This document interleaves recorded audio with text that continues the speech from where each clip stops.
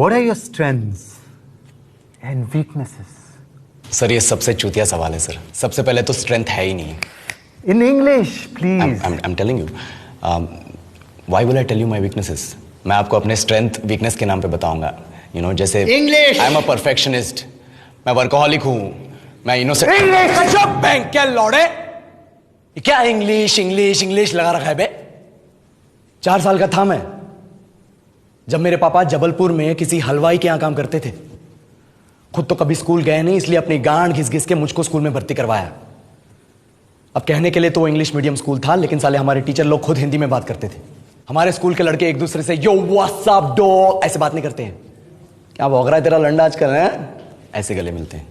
किसी तरह रट्टा मार मार के 10th तक पहुंचे तो पता चला कि जिंदगी में सफल होने के लिए एक ही तरीका है और वो है इंजीनियरिंग. सब यही कहते थे. माँ बाप, टीचर लोग, गली का वॉचमैन भी हमसे पूछता था, और भैया कैसी चल रही है आपकी तैयारी? भग बेंचो, तुमको क्या करना है? इसलिए हमारे स्कूल के बच्चे हम सब पहुंच गए बकरों की तरह. मैं IIT, मैं NIT. अरे जिस बच्चे ने अपने बाप को जलेबी तलते देखा है वो तो यही सोचेगा ना कि जिंदगी में पैसा ही सब कुछ है. I did not choose this engineering life, sir, and neither did this engineering life choose me. It was shoved down my throat by my teachers while my hands were tied to my back by my friends and my parents watched in silence. और English सुनेगा तो मादर चोद तो सुन. 10th के बाद 2 साल लग गए इस कॉलेज में घुसने के लिए. कोचिंग में निकाल दिए, ना कुछ खेले ना कुछ सीखे. और 2 साल बाद जब यहां पहुंचे तो पता चला कि बड़े शहरों के कॉन्वेंट स्कूल के पढ़े बच्चे जब अंग्रेजी में बात करते हैं तो मरे हुए फूल भी खिल उठते हैं. आहा, हवा में ऑक्सीजन की मात्रा बढ़ जाती है इनकी अंग्रेजी सुन के. और पूरे कॉलेज की लड़कियां इन इंग्लिश स्पीकिंग लड़कों को अपना जीवनसाथी.com मान चुकी है. तुझे क्या लगता है? मुझे कभी लगा नहीं कि मैं अपनी अंग्रेजी पे काम करूं, अपने पर्सनालिटी पे काम करूं. बहुत लगा. ये चूतिया इंडस वैली सिविलाइजेशन का जो एजुकेशन सिस्टम बिठा के रखे हो, जिसमें हर साल में 10 सब्जेक्ट, हर सब्जेक्ट में theory, practical, viva, lab work, external, internal, majors, minors, assignment, project, thesis, गांड मार के रख लिया हमारी.